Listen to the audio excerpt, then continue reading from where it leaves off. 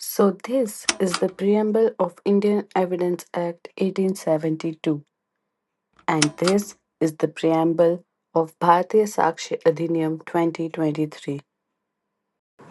So, the main difference between both the preambles are first, on the basis of nature of law, the Indian Evidence Act was of colonial era legislation, while Bharatiya Sakshi Adhiniyam is modern Indian legislation.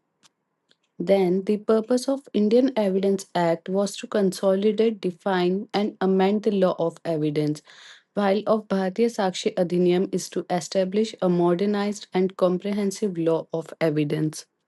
The language in Indian Evidence Act was old formal and colonial English, while it is simple, clear, and modern legal language in Bharatiya Sakshi Adhiniyam.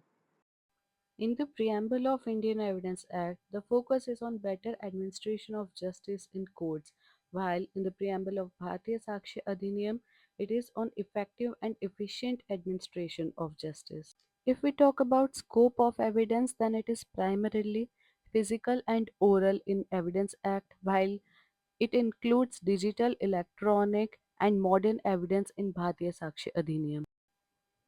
On the technological reference, there is no reference of technology in Indian Evidence Act, while in Bharatiya Sakshi Adhiniyam explicitly addresses evidence in the digital age. Indian Evidence Act approach is procedural and rigid, while of Bharatiya Sakshi Adhiniyam it is practical, updated, and flexible. On the basis of relevancy, the Indian Evidence is outdated for modern crimes and technology, while the Bharatiya Sakshi is designed for contemporary legal needs. The preamble of Indian Evidence Act is based on British colonial framework, while the preamble of Bharatiya Sakshi Adhiniyam is free from colonial influence. It is India centric.